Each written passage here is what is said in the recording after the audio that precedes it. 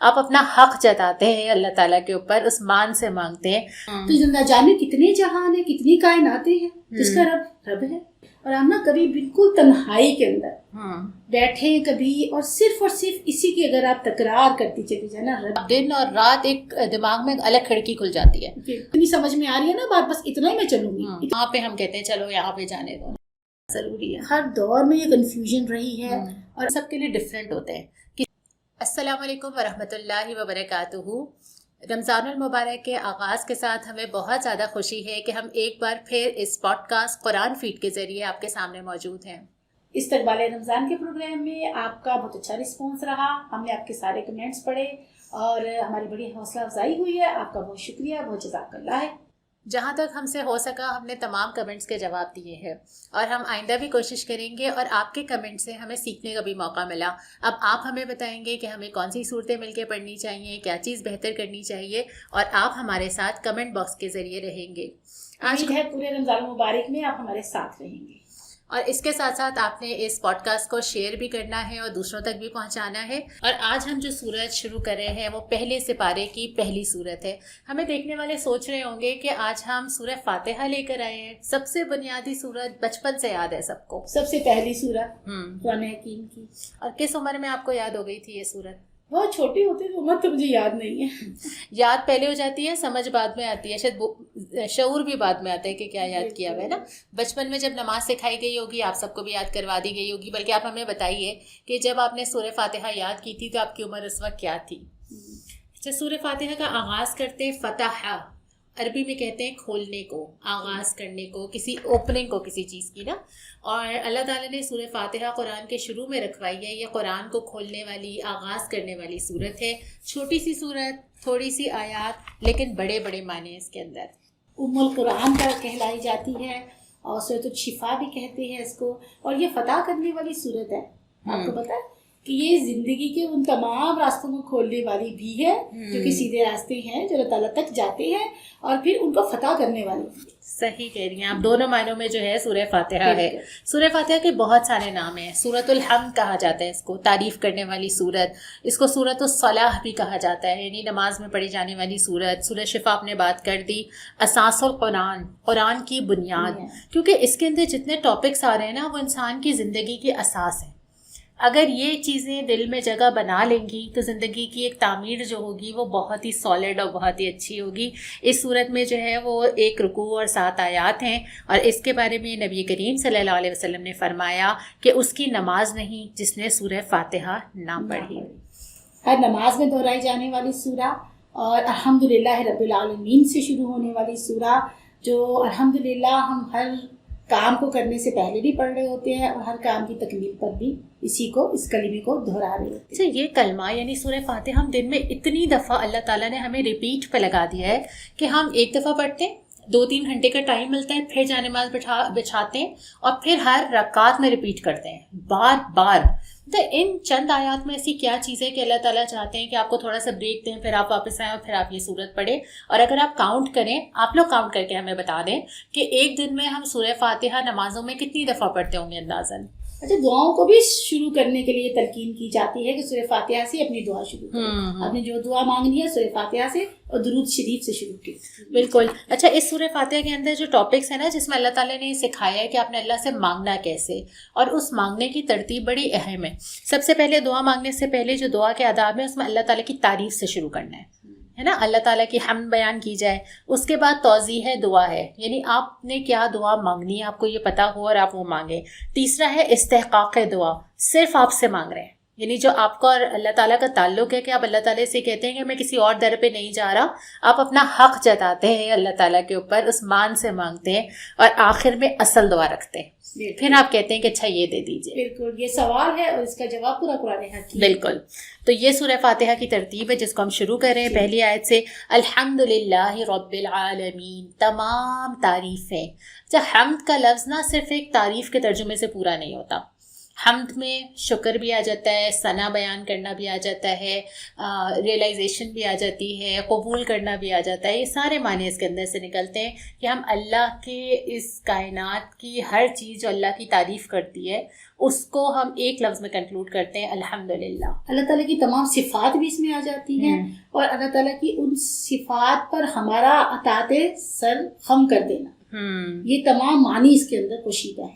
اچھا، سب سے پہلے نا آپ انسان ایک دنیا کے اندر ہے، اب اس کو اپنا مقصد زندگی طے کرنا ہے کہ مجھے دنیا میں بھیجا کیوں گیا ہے. اب وہ مقصد چھوٹے چھوٹے بھی ہو سکتے ہیں، ڈگری لینا، کھانا، گھر بنانا بھی ہو سکتا ہے. اس صورت کے ذریعے جب آپ قرآن اٹھاتے ہیں تو سب سے پہلے اللہ تعالیٰ یہ چاہتے ہیں کہ آپ یہ سمجھیں کہ آپ کون ہیں اور وہ رب کون ہے.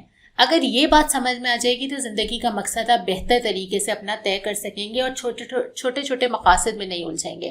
سب سے پہلے آپ کو یہ طے کرنا ہے الحمدللہ رب العالمین، دونوں جہانوں کا رب کون ہے اور خود آپ کون ہیں. اور سارے جہانوں کا رب، کیونکہ ہم نہیں جانتے کتنے جہان ہیں، اور جتنے بھی جہان ہیں ابھی آج کی ہماری سائنس کہتی ہے نا کہ اتنی گلیکسیز ہیں اور اس سے بھی زیادہ ہوں گی. ابھی تک تو ہماری کوئی ٹیکنالوجی اتنی ایڈوانس ہوئی نہیں ہے کہ تمام تر کائنات کا احاطہ کر سکے نا. تو زندہ جانے کتنے جہان ہیں، کتنی کائناتیں ہیں جس کا رب ہے. ایسا ہی ہے. اور اس کے بعد رب کے بھی معنی سمجھنے کی ضرورت ہے نا. ہم تو رب کو لیتے ہیں اس معنی میں کہ وہ پیدا کرنے والا ہے.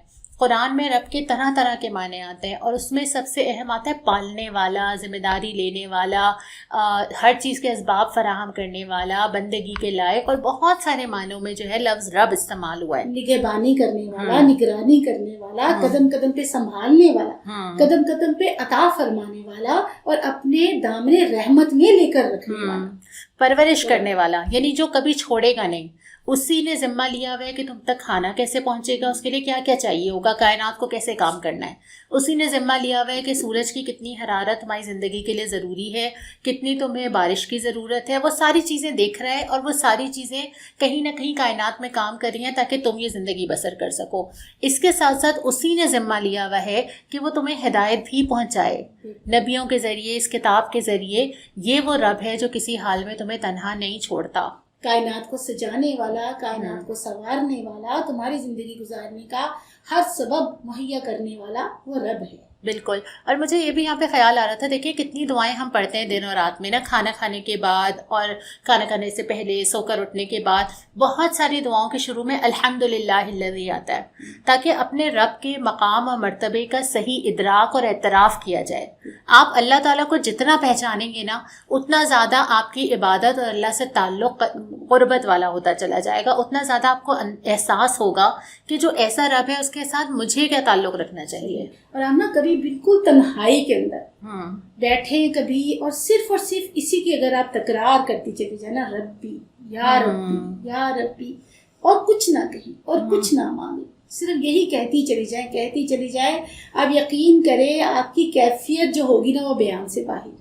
اور یہ والی ساری چیزیں نا ہم انسانوں سے ایکسپیکٹ کرتے ہیں کہ ہمارے آسانی دینا اور ہمیں سنبھال لینا، ہمارے مشکل وقت میں کھڑا ہونا، ہمیں تھام کے چلنا. اور کبھی کبھی مایوس بھی ہوتے ہیں کہ انسان یہ ساری چیزیں نہیں دے پاتے آپ کو، لیکن وہ اللہ جو رب العالمین ہے، جو دے سکتا ہے یہ ساری چیزیں، وہ یہاں پہ یقین دلا رہا ہے کہ وہ ہے اور وہ چھوڑے گا نہیں. اور اللہ تعالیٰ کو بہت پسند ہے کہ آپ اس کی تعریف کریں. وہ سپریم پاور ہے. جب ہم یہ کہتے ہیں نا کہ وہ ہمارا رب ہے، وہ میرا رب ہے، تو مجھے لگتا ہے کہ میرا کنیکشن پھر اس سپر پاور کے ساتھ، سپریم پاور کے ساتھ جڑ سا جاتا ہے. اچھا، کسی دنیا میں بھی آپ کو طاقت والے کے ساتھ آپ کا تعلق ہو نا، تو آپ کو لگتا ہے اچھا یہ میرے کام دیکھ لے گا. کھلے نہیں سماتے ہم. کل ہی میں کسی سے پوچھ رہی تھی کہ آپ کا کوئی جان پہچان والا بجلی کے محکمے میں، تو مجھے ہوتا ہے اچھا کانٹیکٹ نمبر ہونا چاہیے، اس لیے کہ کتنے مسائل آتے ہیں اور وہ سنبھال سکتا ہے. تو اسی طرح آپ کنیکشنز ڈھونڈنے دنیا میں، آپ کو ہوتا ہے کہ اچھا کہیں سے آپ کو کوئی ایسا مل جائے جو آپ کے کام کرا دے. یہاں پہ وہ کنیکشن ہے جو اللہ تعالیٰ یقین دلاتا ہے، اور ایسا کنیکشن جس کی طاقت اس قدر اور اس کی پاور اتنی زیادہ ہے. اور میرا جو کنیکشن ہے، میری جو تمام تو ضروریات ہیں وہ اسی پاورفل کے ساتھ جڑی ہوئی ہیں. جیسے وائی فائی کنیکٹ ہو جاتا ہے نا، اسی طرح اگر ہم کنیکٹ کرنا چاہیں اور جب ہم رب کے ساتھ خود کو جوڑتے ہیں تو ہمیں وہ پاور محسوس ہوتی ہے. اللہ تعالیٰ کو پسند بھی بہت ہے کہ آپ اس کی تعریف کریں. کیونکہ یہ ایک طرح سے اعتراف ہے نا، یہ اپنے آپ کو اللہ سے جوڑنا ہے، جیسے آپ کنیکٹ کرنا ہے. جیسے ابن ماجہ کی ایک حدیث میں نے یہاں پہ لکھی ہے جس میں نبی کریم صلی اللہ علیہ وسلم نے فرمایا کہ جب کسی بندے نے اللہ کی تعریف کرتے ہوئے کہا یا ربی لک الحمد کما ینبغی لجلال وجہک وعظیم سلطانک، اے رب تیرے لیے ایسی حمد ہے جو تیرے چہرے کی بزرگی اور عظیم سلطنت کے لائق ہو، تو فرشتے حیران ہو جاتے ہیں کہ ہم کیا لکھیں. تو اللہ تعالیٰ فرماتا ہے کہ ایسے ہی لکھو، قیامت کے دن وہ مجھے ملے گا اور اس کی جزا میں اس کو خود دوں گا. بالکل. اور اللہ کی تعریف کے علاوہ کسی اور کی تعریف بنتی نہیں ہے. اور اگر ہم دنیا میں بھی کوئی چیز ہمیں اچھی لگتی ہے، پسند آتی ہے، خوبصورت لگتی ہے، تو اس کی ہم تعریف کر رہے ہوتے ہیں، تو در حقیقت وہ رب ہی کی تعریف ہوتی ہے. تبھی تو ہم ماشاء اللہ کہتے ہیں. تخلیق کرنے والی ذات تو وہی ہے. بالکل. تو اللہ کی تعریف کے ساتھ یہ شروع ہوتی ہے. شروع میں یہ بات بتا دیتی ہے کہ اختیار سارا اس کے پاس ہے، اور اس کے بعد فرماتے ہیں الرحمن الرحیم. ایک ہی بات دو لفظوں میں. یعنی جب ہم اردو میں بات کرتے ہیں نا، ہمیں لگتا ہے کہ ایک لفظ کم پڑ رہا ہے، لمبا چوڑا، حسین و جمیل. تو یہاں پہ بھی ایک لفظ کے آگے مزید ایک اور لفظ کا اضافہ کر دیا جس کی رحمت کی کوئی حد نہیں ہے. اور یہ اس کی رحمت ہی ہے نا، جو قرآن خود کہتا ہے کہ اس کی رحمت ہی ہے جو انہیں پار لگاتی ہے. اور رحمت کا سپر لیول ہے، ہائیسٹ لیول ہے کہ وہ رب جو رحیم ہمیشگی کا اس میں سیغہ آتا ہے، اور رحمانیت میں یہ مبالغے کا سیغہ آتا ہے کہ وہ حد و بے حد و حساب رحمتیں لیے ہوئے. اور اس کی رحمت نہ ہوتی تو ہم آج زمین میں اس طرح رہ بس رہے ہوتے کہ اس کی مانتے بھی نہیں ہیں، مرضی بھی اپنی چلاتے، اس کی ہدایت کو بھی کہیں پیچھے ڈال دیتے ہیں. لیکن اس کی رحمت یہ ہے کہ وہ ہمیں نیست و نابود نہیں کرتا، موقع دیتا رہتا ہے. اس کی رحمت ہے کہ وہ کہتا ہے کہ توبہ کرو، پچھلا سب معاف کر دوں گا. اس کی رحمت ہے کہ آج رمضان میں ہم روزہ رکھ پا رہے ہیں، یا اس کی رحمت ہے کہ وہ ہمیں قرآن اٹھانے کا موقع دے رہا ہے. اور علماء یہ لکھتے ہیں کہ رحمان جو صفت ہے وہ دنیا کے لیے ہے، اور رحیم جو صفت ہے اللہ رب العالمین کی وہ آخرت کے لیے ہے، کیونکہ آخرت تو ہمیشہ رہنے والی چیز ہے.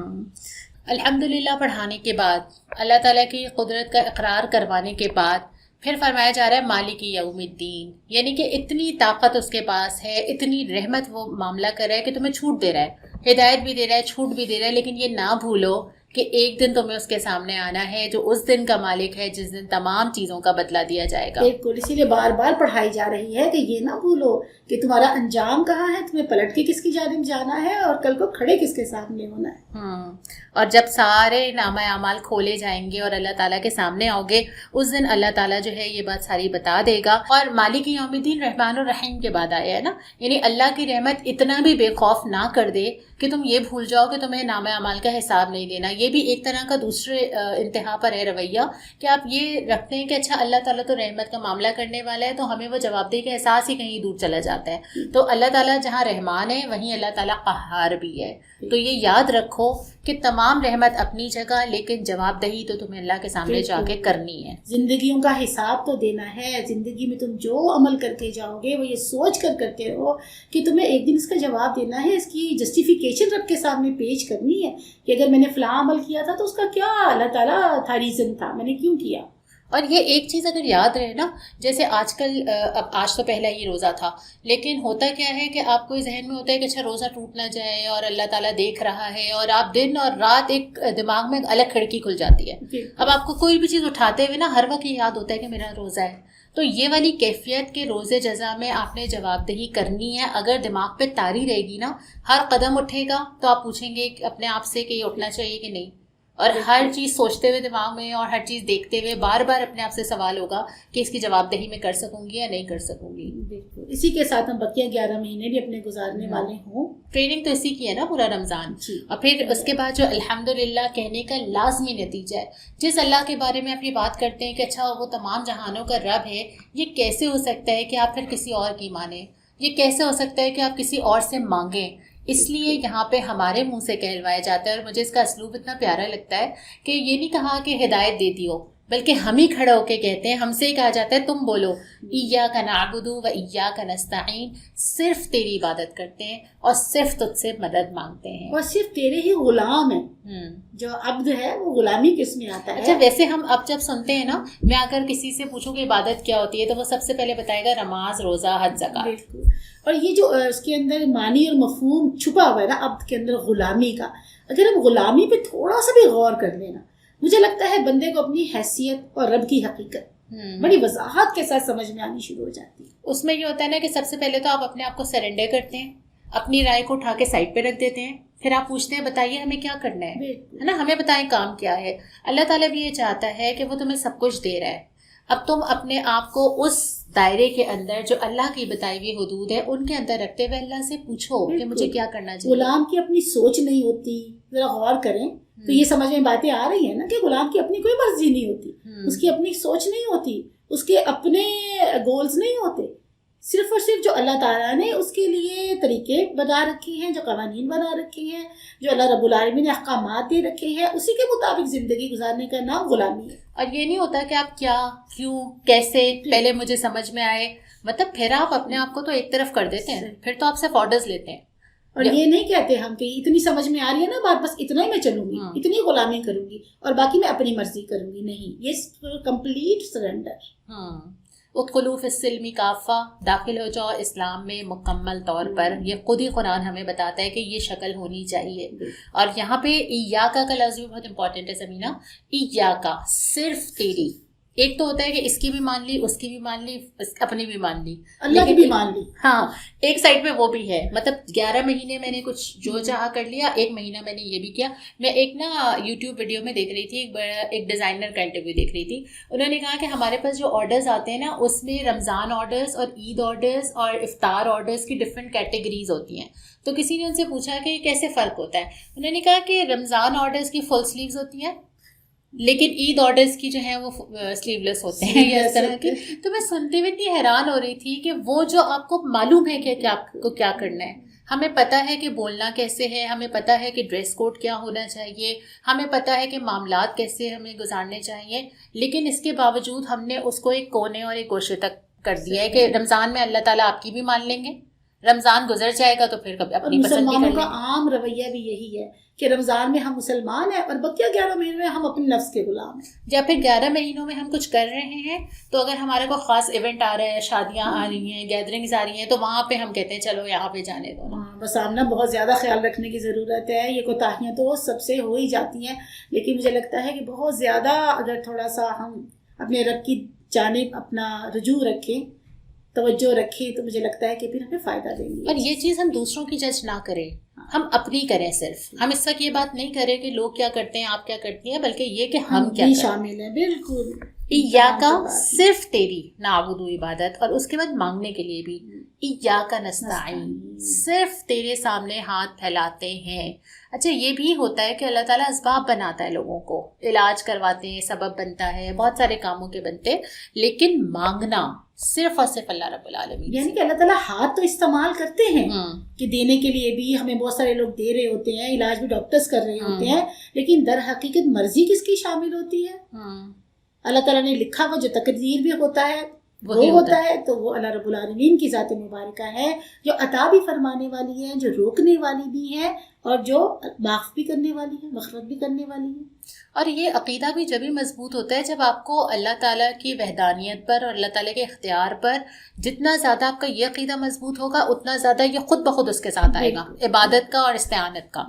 اگر وہ کمزور ہوگا تو یہ بھی کمزور ہو جائیں گے. بالکل. اور یہ تو شرک خفی میں آ جاتا ہے نا. اگر آپ دنیا کے کسی بھی شخص سے یا کسی بھی چیز سے یہ توقع رکھیں کہ وہ معاف کرنے والا ہے نعوذ باللہ, یا وہ عطا کرنے والا ہے, یا وہ دعا سننے والا ہے, تو یہ پھر ہمارے شرک میں آ جاتا ہے. ہاں, اور اس کے بعد یہاں تک تو اللہ تعالیٰ نے ذکر کر دیا نا کہ ہمارا بیہیویئر کیا ہونا چاہیے اور ہمیں اللہ تعالیٰ کو کیسا سمجھنا چاہیے, اللہ کا اختیار. اور پھر اللہ تعالیٰ آتے ہیں کہ اچھا تمہیں مانگنا کیا چاہیے. اور یہ بھی مجھے اتنی امپورٹنٹ بات لگتی ہے کہ ہمیں نہیں پتہ تھا کہ ہمیں کیا مانگنا چاہیے. ہم مانگتے بھی کیا ہیں, جوتا, کپڑا, رزق, مال, جاب, رشتے, ایسی دعائیں مانگتے ہیں نا. ان دعاؤں کے درمیان یہ سب سے امپورٹنٹ نیڈ مس نہ ہو جائے, اس لیے یہ اللہ تعالیٰ نے فرض کر دی کہ وہ ساری چیزیں تو تم خود مانگ ہی لوگے اپنی ضرورت کی. یہ شاید ہم مانگنا بھول جاتے. سب سے بڑی ضرورت یہ ہے. اور یہ وہ چیز ہے ہدایت, یہ وہ چیز ہے جو بن مانگے ملتی نہیں. ہاں, باقی ساری چیزیں تو اللہ تعالیٰ نے تقدیر میں لکھ دی. جتنا کھانا ہے, جتنا پہننا ہے, جتنا برتنا ہے, وہ سارا اللہ تعالیٰ نے لکھ کر قلم توڑ دیے. لیکن ہدایت کا معاملہ اللہ تعالیٰ نے اپنے اور بندے کے درمیان رکھا ہوا ہے. ایک تو انسان مانگے, پھر انسان کو اس کی طلب محسوس ہو, وہ اس کو ضروری بھی سمجھے نا مانگنے کے لیے. اور پھر مانگتے ہوئے بھی اللہ تعالیٰ سے یہ بار بار پلٹ کے مانگے. یہ تینوں چیزیں ساتھ ساتھ ہیں. آپ دنیا میں بھیجے جاتے ہیں, آپ نے ظہر کی نماز پڑھی, آپ کو 3 گھنٹے بھیج دیا گیا, اور 3 گھنٹے میں دنیا غالب آنے لگتی ہے, آپ بھولنے لگتے ہیں کہ یہ بھی کوئی چیز ہے. پھر 3 گھنٹے بعد بلایا, کئی دفعہ ریپیٹ کروایا, اور پھر آپ کو بھیجا کہ 1-2 گھنٹے اور گزار کے آؤ. اور مانگنے کی شرائط کے ساتھ مانگے کہ آپ کا پورا دل کا یقین ہو, اللہ پر پورا اعتماد ہو, اور پھر اس کے ساتھ ساتھ آپ غافل دل کے ساتھ نہ مانگے. ایسا نہ ہو کہ روٹین میں مانگتے چلے جا رہے ہیں اور آپ کا دل تو اس میں لگ ہی نہیں رہا ہے, در حقیقت آپ کی روح تو اس میں ہے ہی نہیں. تو اگر آپ ایسا مانگیں گے تو پھر اللہ تعالیٰ کی عطا اللہ تعالیٰ کی مرضی ہے. لیکن اگر آپ واقعی دل کے پورے رجوع کے ساتھ مانگتے ہیں نا, تو آمنا اکثر یہ دیکھنے میں آیا ہے کہ فوراً جواب آتا ہے. اچھا, پہلے آپ نے اللہ تعالیٰ سے یہ کہا ہم آپ کی عبادت کرتے ہیں, پھر ہم نے اللہ تعالیٰ سے یہ کہا کہ ہم آپ سے مدد مانگتے ہیں. تیسری بات ہم نے اللہ تعالیٰ سے یہ کہی کہ آپ ہمیں بتائیے ہمیں کیا کرنا چاہیے. اتنے مشکل دور میں, ہر دور میں انسان کے سامنے اتنے راستے, اتنی بھٹکانے والی چیزیں, اتنے کنفیوژنز, اتنے نئے نئے سوال آتے ہیں نا. ہر دور کے چیلنجز اور الگ الگ ہوتے ہیں.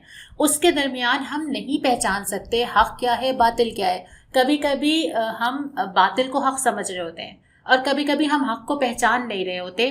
ہماری ضرورت یہ ہے کہ اللہ ہمیں دکھا دے کہ سیدھا راستہ یعنی صراط مستقیم کیا ہے, اور اس صراط مستقیم کو بار بار اللہ تعالیٰ سے مانگنا ضروری ہے. ہر دور میں یہ کنفیوژن رہی ہے, اور آج کے دور میں تو مجھے لگتا ہے یہ فطرہ بن گیا ہے کہ واقعی وہ اتنا کنفیوزڈ ذہن ہو گئے ہیں, کنفیوزڈ پرسنالٹیز ہو گئی ہیں کہ سمجھ ہی نہیں آتا جائیں کس طرف اور سیدھا راستہ ہے کون سا. تو اللہ رب العالمین نے یہاں پر پھر ہمیں بتا بھی دیا کہ راستہ کن کا مانگنا چاہیے. سیدھے راستے کے بارے میں ہمیں حدیث بھی ملتی ہے نا, کہ نبی کریم صلی اللہ علیہ وسلم نے فرمایا کہ ایک تو سیدھا راستہ ہے, ٹھیک ہے, اس راستے کے کنارے پر ایک فرشتہ کھڑا ہوا ہے. اب آپ اپنے ذہن میں سمینہ ویژولائز کیجئے, ایک سیدھی سڑک جا رہی ہے, کونے میں آخر میں ایک فرشتہ ہے, دونوں طرف دروازے ہیں, بہت خوبصورت پردوں والے دروازے, آپ کو نظر نہیں آ رہا اندر کیا ہے, لیکن آپ کو اٹریکٹ کر رہے ہیں. اب آپ کا دل چاہ رہا ہے کہ آپ سیدھے چلتے چلتے, یہ سارا نبی کریم صلی اللہ علیہ وسلم نے نقشہ کھینچا ہے, آپ کا دل چاہ رہا ہے کہ آپ سیدھے جانے کے بجائے یہاں بھی جھانک لیں اور یہاں بھی جھانک لیں. کوشش کرتے ہیں. اب فرشتہ کہتا ہے کہ دیکھو یہ دروازے نہیں کھولنا, اگر تم ادھر سے ہٹے رائٹ لیفٹ گئے تو تم راستے سے بھٹک جاؤ گے. اور یہ آپ پزلس جب کرتے ہیں, آپ نے بھی دیکھا ہوگا نا, جب راستہ تلاش کرنا ہے کہ غلط راستے پہ جاتے ہیں, بند گلی پہ پہنچ جاتے ہیں, فرشتہ آواز دیتا ہے, اور یہ وہ چیز ہے جو آپ کے اندر ایک گلٹ یا ایک ضمیر ہوتا ہے جو آپ کو بتاتا ہے کہ نہیں کرنا چاہیے. اور یہ سارے راستے دنیا کی طرف لے کے جا رہے ہوتے ہیں, دنیا کے اٹریکشنز کی طرف لے کے جا رہے ہوتے ہیں. جو بندہ یہ پردے سے اندر داخل ہوتا ہے وہ کہیں کا کہیں نکل جاتا ہے, لیکن اگر جو اپنے آپ کو واپس لے آتا ہے, کھینچ لیتا ہے, تو وہ پھر سیدھے راستے یعنی صراط مستقیم پہ سیدھا چلتا چلتا چلتا پہنچ جاتا ہے. اور اچھا اکثر ہوتا ہے نا کہ جو سیدھا راستہ ہوتا ہے وہ ہوتا بڑا آزمائشوں سے اور تکلیفوں سے, امتحانوں سے بھرا ہوا ہوتا ہے, بڑا مشکل ہوتا ہے اس پر چلنا, لیکن اس کا جو نتیجہ ہوتا ہے, اس کی جو منزل ہوتی ہے وہ رب کا قرب ہوتا ہے اور جنت الفردوس ہوتی ہے. اور جو جہنم کی جانب جانے والے راستے, جو سارے ٹیڑھے راستے ہیں, جو غلط راستے ہیں, وہ ہوتے بڑے خوشنما ہیں. اور یہ خوشنما راستے نا ہم سب کے لیے ڈفرینٹ ہوتے ہیں. کسی کے لیے مال ہوگا, کسی کے لیے مختلف مصروفیات, یا کسی کے لیے کسی قسم کی لغویات ہوں گی, جو بھی ہوگا, ہر ایک شخصیت ہوگی, کچھ بھی ہو سکتا ہے. ہر ایک الگ دروازہ ہے جو اس کو اٹریکٹ کرتا ہے. لیکن یہ کہ اگر وہ اپنے آپ کو روک لیتا ہے, اور اس روکنے کے لیے جتنا ہم انشاءاللہ آپ کے ساتھ مل کے جب قرآن پڑھیں گے تو آپ بھی یہ ساری چیزیں دیکھیں گے. ان تمام راستوں پہ جانے سے جو چیز ہمیں روکتی ہے, اس میں بہت امپورٹنٹ چیز قرآن اور آپ کے ساتھ چلنے والے لوگ ہیں. ہم ذرا سے یوں چاہتے ہیں کوئی پکڑ کے ہمیں واپس لے آتا ہے. اور آج کل جو بہت زیادہ مشہور ہے نا کہ زندگی تو ایک ہی بار ملتی ہے, اب جو راستہ خوبصورت نظر آئے, جو تمہیں خوشی دے رہا ہے, بس وہی اپنا لو. آپ بتائیے کہ یہ کہاں تک درست ہے؟ اور ان راستوں میں سے یہ بھی ساتھ ہی پوچھ لیں, آج ہم نے کچھ زیادہ ہی سوال آپ سے کر لیے, لیکن ہمارا دل چاہتا ہے کہ آپ ہم سے بات کریں, اس لیے ہم آپ سے پوچھ لیتے ہیں کہ آپ کو کیا چیز اٹریکٹ کرتی ہے دنیا کی طرف, جو چیز آپ کو سب سے زیادہ جو ہے وہ صراط مستقیم پہ جانے سے روک رہی ہوتی ہے, وہ کیا چیز ہے. اور پھر فرمایا کہ ان لوگوں کا راستہ جن پہ تو نے انعام فرمایا. اچھا, انعام, اب اللہ تعالیٰ نے بھی نعمتوں کا یا انعام کا ذکر جو ہے وہ یہ نہیں ہے کہ دنیا میں مال نظر آئے, وہ تو اللہ تعالیٰ دے دیتا ہے نا. جہاں پہ ہمیں انعام والوں کی تعریف ملتی ہے وہ یہ ملتی ہے کہ جو جنت میں جائے گا, فَأُولَٰئِکَ مَعَ الَّذِينَ أَنْعَمَ اللَّهُ عَلَيْهِم مِّنَ النَّبِيِّينَ وَالصِّدِّيقِينَ وَالشُّهَدَاءِ وَالصَّالِحِينَ وَحَسُنَ أُولَٰئِكَ رَفِيقًا. یہ وہ لوگ ہیں جن پہ اللہ نے انعام فرمایا, اور یہ وہ لوگ ہیں جو ضروری نہیں ہے کہ دنیا میں لوگ ان کو انعام یافتہ سمجھتے ہوں. محسنین کا راستہ, جن پر اللہ تعالیٰ نے احسان فرمایا, اور جنہوں نے پھر دنیا کے اوپر اس احسان کو تقسیم کیا اور لوگوں پر احسان کیا اور اپنے رب کی رضا حاصل کر لی. اور ان لوگوں کے ساتھ جڑنے کا نا ہم سورہ کہف بھی پڑھتے ہیں، ہم دوسری صورتیں بھی پڑھتے ہیں جس میں اللہ تعالیٰ یہ چاہتے ہیں کہ ہم ایسے لوگوں کو تلاش کریں اور ان سے جڑ کے رہیں. پھر وہی بات ہے کہ صراط مستقیم سے ہم ہٹنے لگتے ہیں نا، ہم دنیا میں مگن ہوتے ہیں. یعنی اگر ہمیں ابھی قرآن اٹھانا ہے اور رمضان میں سمجھنا ہے تو ہمیں ایسے لوگ چاہیے جو ہمیں ہلا کے جگا کے کہیں کہ قرآن پڑھ لو، ہے نا. ہر ایک نہیں ہوتا، تو اپنے آپ کو ایسے لوگوں سے جوڑیں تاکہ آپ جن کے ساتھ دنیا میں ہوتے ہیں اللہ تعالیٰ قیامت میں پھر ان کے ساتھ ہی اٹھاتا ہے. تو انعام والے لوگ ان کے ساتھ چلنے کی دعا بھی مانگیں اور ان کو تلاش بھی کریں. پھر اس کے بعد جو معتوب نہیں ہیں، جو بھٹکے ہوئے نہیں ہیں، اس سے پناہ مانگی گئی ہے. بالکل. ویسے سارے لوگ جو اللہ کے دشمن تھے، جنہوں نے اللہ تعالیٰ کی آیات کا مذاق اڑایا، جنہوں نے اللہ تعالیٰ کے انبیاء کو جھٹلایا اور ان کی تکذیب بھی کی، ان کو اذیتیں بھی دیں، تکلیفیں بھی دیں، اور جو بالآخر اسی رویے کا شکار رہے، انہوں نے توبہ نہیں کی، وہ ایمان لا کر نہیں دیے اور اسی طرح وہ اس دنیا سے چلے گئے، تو ان لوگوں کے بارے میں اللہ تعالیٰ فرما رہے ہیں کہ ان پر اللہ تعالیٰ کا غضب بھی نازل ہوا اور وہ بھٹکے ہوئے بھی تھے. اچھا، غضب نازل ہونے کے حوالے سے بھی قرآن حکیم میں متعدد قوموں کا تذکرہ ہے، ان کے پر عذاب آیا تھا. مختلف قوموں کا تذکرہ ہے، اور خاص طور پہ اس تذکرے کے ساتھ ساتھ اللہ تعالیٰ کی ہدایت سے روگردانی کا تذکرہ ہے. یعنی جن پہ اللہ تعالیٰ نے عذاب بھیجا، اللہ نے نبی کے ذریعے یا کتاب کے ذریعے ان کے پاس ہدایت بھیجی، اس کے بعد ذکر کیا جاتا ہے کہ انہوں نے اس ہدایت کے ساتھ کیا کیا. یہاں پہ بھی ہدایت مانگی گئی ہے نا، اہدنا الصراط المستقیم مانگی ہے ہدایت، اور اس کا جواب سورہ بقرہ کی شروع کی آیات میں الف لام میم ذالک الکتاب لا ریب فیہ ھدی للمتقین، یہ ہے وہ ہدایت. یہاں سے ہدایت مانگتے ہیں، اگلی صورت سے شروع ہو جاتا ہے کہ یہ لو ہدایت، یہ کتاب.